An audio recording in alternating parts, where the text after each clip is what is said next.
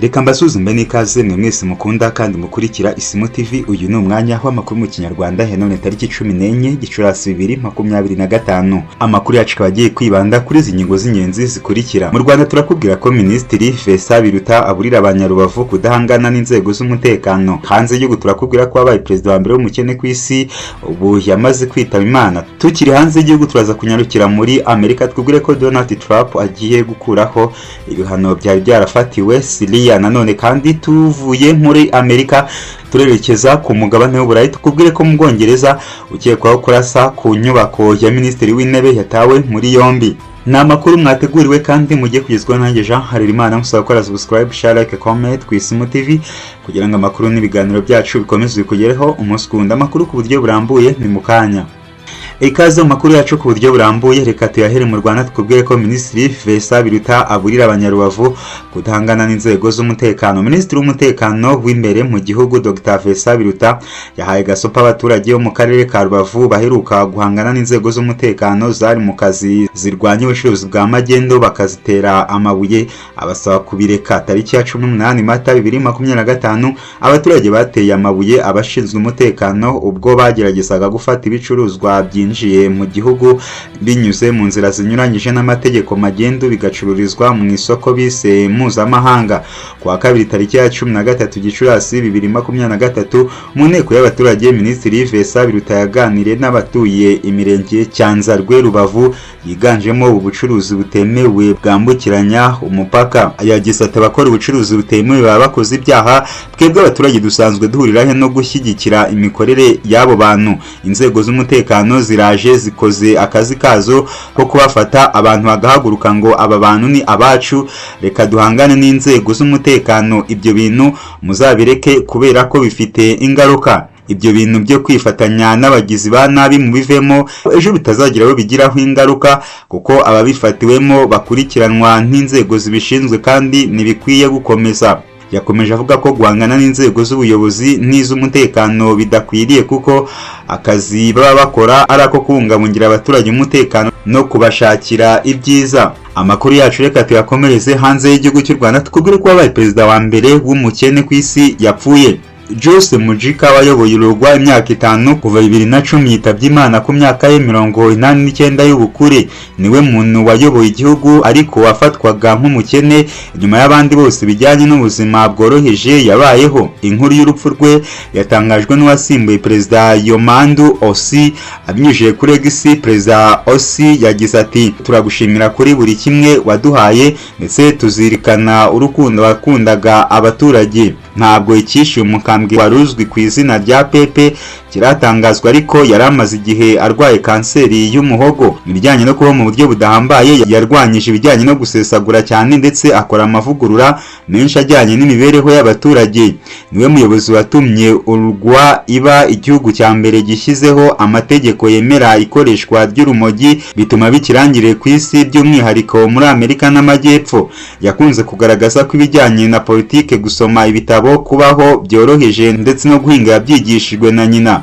Ku ngoma ye yari yariyemeje gutanga hafi 90% by'umushahara we akabiha ababayeho ndetse n'abafite ibigo bikizamuka. Uyu muperezida yiberaga mu zidashamaje mu mirima ye, yari yitaruye umurwa mukuru wa Uruguay Montevideo, yanga no kuba mu nzu zateganyirijwe abaperezida. Icyo gihe yatwaraga imodoka ihendutse ya Volkswagen Beetle yakozwe mu 1987 ndetse ubwo muri 2010 yatangazaga umutungo we yavuze ko yari ihenze mu mitungo yari afite.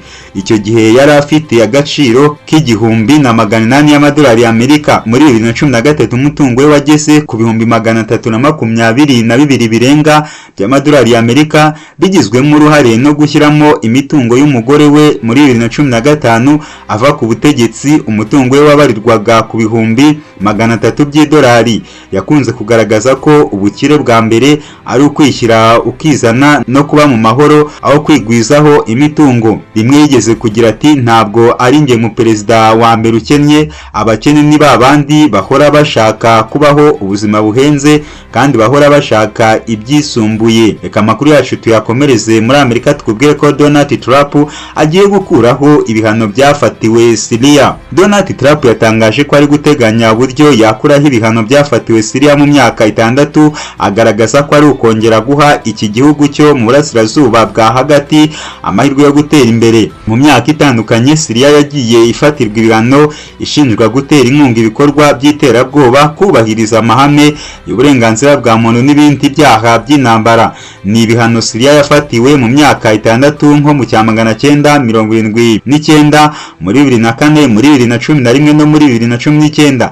Icyakora Donald Trump yavuze ko ubwo butegetsi bwa Bashar al-Assad wari umaze hafi imyaka 20 ayoboye Syria bwavuyeho, ibyo bihano bigomba kuvaho. Ni ibihano byari bijyanye no gukomanyirizwa kugura intwaro, gukomanyirizwa ku byo Syria yohereza mu mahanga, gufatira imitungo ya bamwe mu bayoboraga Syria nka Assad n'abandi bayobozi bakuru ku butegetsi bwe, guhagarika amasezerano y'ubucuruzi bwa gaze yo muri Syria, guhana uwari wese wakorana ubucuruzi na Syria n'ibindi. Ni icyemezo cyitezwe ko kizakirwa na yombi na guverinoma ya Ahmad al-Sharaa uherutse guhirika ubutegetsi bwa Assad kuza 2024. Icyo gukuraho ibyo bihano Trump yabivugiye mu nama y'ishoramari yabereye muri Arabia Saudite yo kuganira na minisitiri w'intebe w'iki gihugu y'Abarabu Mohammed bin Salman al-Saud ndetse na perezida wa Turukiya Recep Tayyip Erdogan. Ati Syria yahuye n'ibibazo bitandukanye by'intambara, ubwicanyi n'ibindi mu myaka myinshi ishize, niyo mpamvu ubuyobozi bwanjye bwatangiye gutera intambwe ya mbere yo kugira ngo tuzahure umubano hagati ya Amerika na Syria bwa mbere mu myaka myinshi ishize. Trump yavuze ko umunyamabanga wa Leta Zunze Ubumwe za Amerika ushinzwe ububanyi n'amahanga Marco Rubio ateganya guhurira muri Turukiya na minisitiri w'ububanyi n'amahanga wa Syria muri iki cyumweru. Ati ibihano byari bikakaye, icyari kigamijwe bishyirwaho cyararangiye, uyu ni umwanya ngo Syria itere imbere, amahirwe masa kuri Syria, mutwereke noneho ibintu bikomeye. Iki ni icyemezo cyashimishije abanyasiriya bo mu mpande zitandukanye z'isi, bagaragaza ko ari umwanya mwiza wo kongera gutera imbere nk'igihugu gikize ku mutungo kamere. Reka amakuru ya SMU TV tuyasoreze ku mugabane w'Uburayi, tukubwiye ko Ubwongereza ukekwaho kurasa ku nyubako ya minisitiri w'intebe yatawe muri yombi. Polisi yo mu Bwongereza yatangaje ko yataye muri yombi umusore w'imyaka 21 ukekwaho kugaba ibitero ahantu hatatu harimo no ku nyubako ya minisitiri w'intebe Keir Starmer. Igikorwa cyabaye mu rukerera ku wa 12 Gicurasi 2025 mu gace ka Kentish gaherereye mu majyaruguru ya Londres. Polisi yavuze ko nta muntu wakomeretse ariko ibice by'imbere mu nyubako y'imbere byangiritse. Uwafashwe yashinjwa gushaka guhungabanya ubuzima bw'abantu ndetse aracyakorwaho iperereza ngo harebwe niba ntaho ahuriye n'ibindi bikorwa by'ibyo byabereye mu tundi duce birimo ibyabereye Islington, agace nako gaherereye mu majyaruguru ya Londres. Polisi yavuze ko imitungo yangirijwe yo yari ya minisitiri Starmer. Ni amakuru mwateguriwe kandi mwagezwagaho nanjye Shaharimana, mbasaba gukora subscribe, share, like, comment ku SMU TV kugira ngo amakuru n'ibiganiro byacu bikomeze kugereho umunsi ku wundi.